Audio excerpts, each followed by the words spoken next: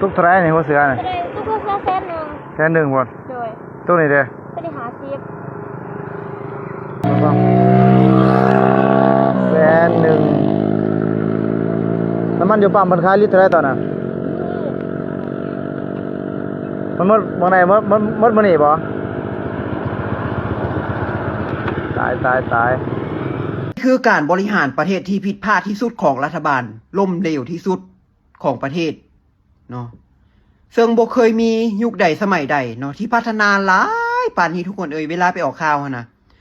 บอกว่าประเทศลาวนี่พัฒนาหอบด้านเนาะหอบด้านจังไดเนาะรัฐบาลเห็นหยังอยู่คือบ่ออกมาแก้ไขเด้อันน้ำมันเอาออกมาขายโลดเจ้าที่ไปกักไว้เฮ็ดหยังเอาออกมาขายโลดเนาะประชาชนเขาอยากติดหนี้ให้เขาติดไปทำไมมันสิไปบ่เป็นแล้วได้หั่นน่ะคันบ่มีน้ำมันก็คือจบทุกอย่างได้สินค้าอีหยังมันก็ขึ้นปกติอยู่แล้วแต่ว่าคันน้ำมันขึ้นนี่สินค้ามันก็ขึ้นอยู่แล้วเนาะมันขึ้นแน่นอนอยู่แล้วแต่ว่ามันสิบ่มี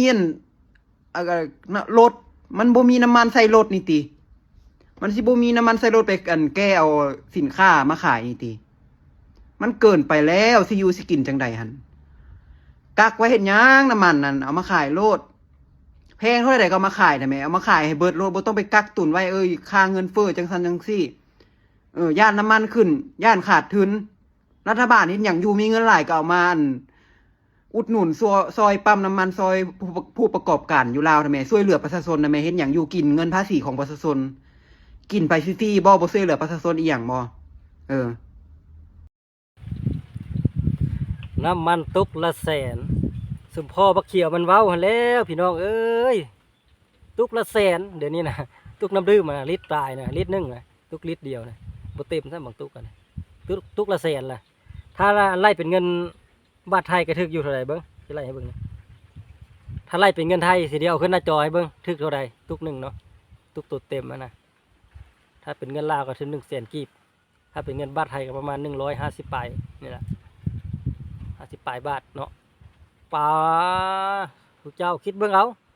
สุพ่อแล้วบักเขียวมันเว้าเอาเนาะมันเว้ามากมาจากให้มันเห็นบ่แม่นความมันแหละพี่น้องเอ้ยสิ่งที่ว่ามันสิ่งที่มันเว้ามาทึกแล้วล่าสุดหลานค่อยก็ได้พักเรียนย้อน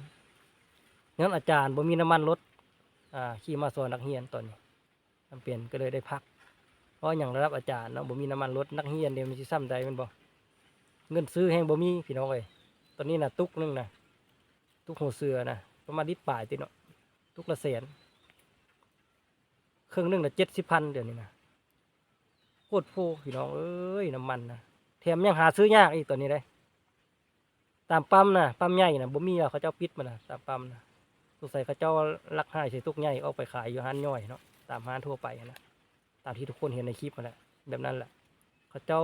เอาออกขายแบบห้านย่อยๆแบบนี้นะเขาเจ้าจะได้กำไรหลายกว่าจะขายในปั๊มเพราะว่าอยู่ปั๊มใหญ่นี่อาจจะมีเจ้าหน้าที่มากวดตลอดเนาะเพราะว่าย่านขายในราคาที่เกินกำหนดแต่ว่าเอาไปขายในห้านย่อยแบบนี้นะเขาเจ้าจะได้ขายดีขายในเวลาช่วงที่ตอนดึกหรือว่าตอนที่คนบ่หลายเนาะตอนกลางเว้นเขาเจ้าก็จะเสื่องไว้ข้างในเขาเจ้าจะบอกเอามาขายเขาเจ้าจะขายในออนไลน์หรือว่า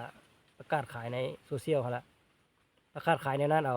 ถ้าเอามาขายแบบตั้งขายแบบนั้นนะเขาเจ้าก็ย่านคือกันเนาะว่าเขาเจ้ารักขายเด้ก็คือทุกคนเห็นนั่นแหละแบบนั้นแหละนี่แหละตอนนี้นะสังคมนะยุ่งยากขึ้นแหละเพราะว่าพวกที่มีน้ำมันนะสวยโอกาสขึ้นราคาแล้วก็ขายตามใจตัวเองเลยนะแบบบ่ได้สนใจน้ำประชาชนนะผู้บ่ซื้อก็ยากเขาบ่ได้สนใจนะเพราะแต่เขาได้เงินก็พอของเงินเขาบ่ได้คิดเห็นใจกันเลยอันยังจำเป็นนะขายเอาราคาอย่างเดียวขายเงินได้เข้าทงเขาพอแบบจิตใจเขาเจ้านะ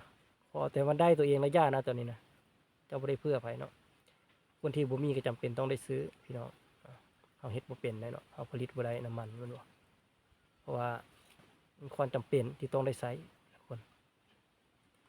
เพราะว่าเขามีเวียกที่เนาะเขามีเวียกที่ได้ต้องได้เฮ็ดได้ทำแม่นบ่ต้องได้ใช้น้ำมันรถกินน้ำมันเด้แม่นบ่